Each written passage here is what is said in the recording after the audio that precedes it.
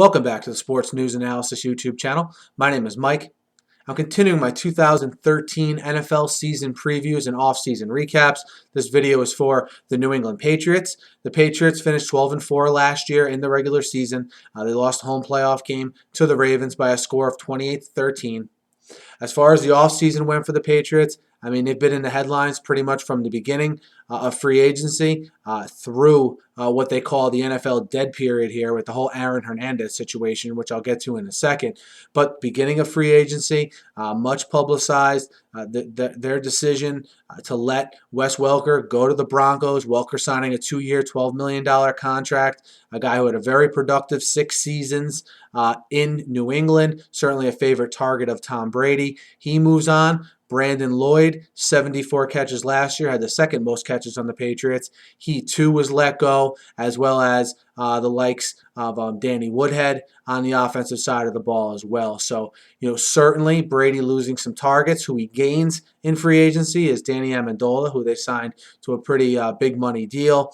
They also signed veterans Mike Jenkins and Donald Jones at wide receiver. Donald Jones has already been released, but Mike Jenkins still in the mix here. As far as the draft went, they draft Logan Ryan out of Rutgers. They also drafted Aaron Dobson in the second round at receiver. You'll see Dobson compete with Jenkins for that spot that was vacated by Brandon Lloyd.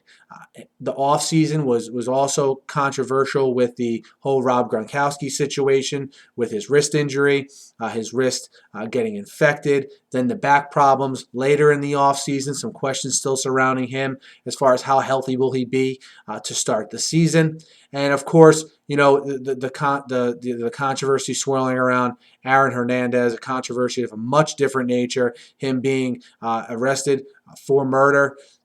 The whole situation that unfolded from that, leading to the Patriots obviously releasing Hernandez, and in turn, releasing one of Tom Brady's favorite targets. And Brady's going to enter this season with no Welker, no Lloyd, no Hernandez, and a question mark as far as Gronkowski goes with his health. So, usually the offseason for the Patriots is kind of ho-hum. They take care of business. Things are quiet. This has been a much different offseason for all the reasons I just listed, whether it was all the guys they got rid of, whether it was the Gronkowski and Hernandez situations, which are obviously completely different in nature, but still were distractions here in the offseason.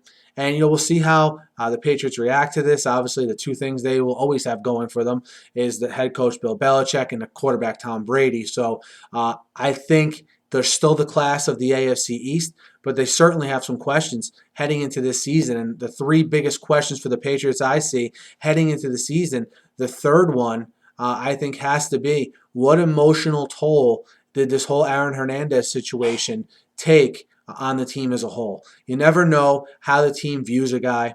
Were people tighter with Aaron Hernandez than are letting on? Was he a guy that was a cast-off and a loner anyway, and they won't miss him from that respect? For the emotional toll that this takes on a team, you just never know. Okay, much like the Saints, completely different situation, but the Saints last year. We really didn't know how they were going to come out and play in light of the whole Bounty Gate situation. Bill Belichick, more emotional than he was. Not that he was over the top emotional, but showed a little bit more emotion, which I thought he should have given this sensitive situation. Life was lost in this whole Aaron Hernandez situation. How does the team bounce back from it? How do they respond to being potentially asked questions about this all season? We'll see how that unfolds. Question mark number 2 for me is the health of Rob Gronkowski and Danny Amendola. Danny Amendola has missed 12 games the last 2 seasons, a guy that really has not been able to stay healthy, was not overly productive when he was healthy. I know he showed glimpses. I know he showed periods of games where he played well. Style-wise, player-wise, is he similar to Welker? Yes, but obviously he doesn't have has never even approached the production that a guy like Welker has for the amount of time he has. So it's big shoes to fill. And the first thing I think for Amendola is I think he'll put up the numbers or close to Wes Welker numbers if he can stay healthy. But for him, that's been a big if.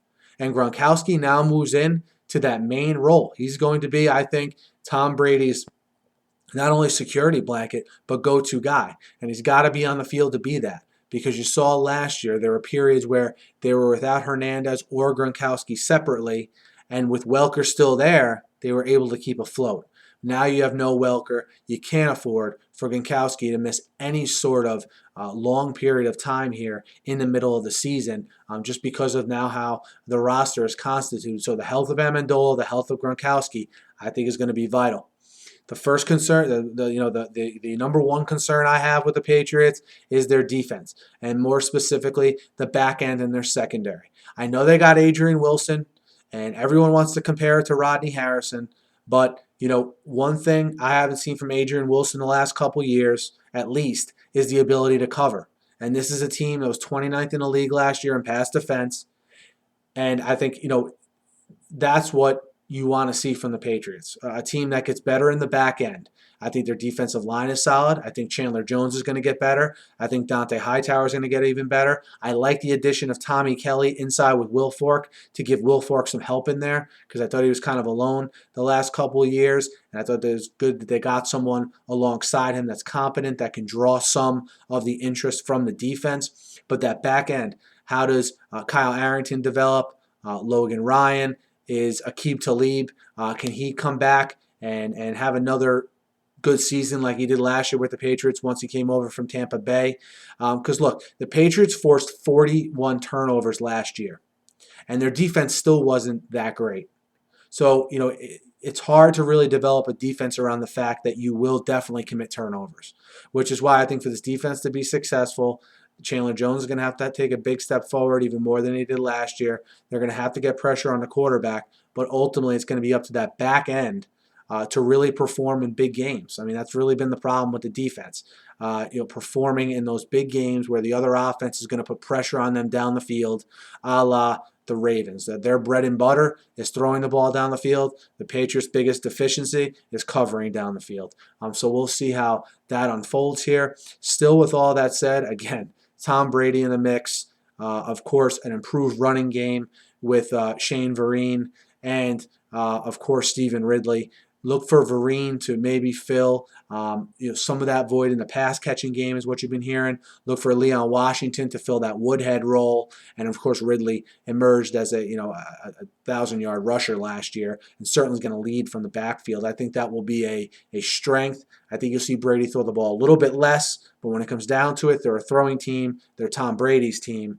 And I still think they're the class of the AFC East, like I said before. Look for them to win, I feel, 12 games at the most, probably in that 10-11 win range, though, which I think will be enough to win this AFC East, because I don't see another team definitely being above 500 in this division. So I think the Patriots get lucky where their offense may not be as good, but I don't see anyone that's really ready to challenge them in this division yet. But let me know what you guys think. I have the Patriots winning the AFC East and winning between 10 and 12 games. Let me know what you think. Hit me up in the YouTube comments. Hit me up on Twitter at SNewsAnalysis. Guys, be sure to subscribe to my channel here. I'm not only previewing all 32 teams here, but I'm going to be posting videos all throughout the NFL season. I'll posted over 500 here on YouTube already, so be sure to check those out. Be sure to subscribe, and have a great night.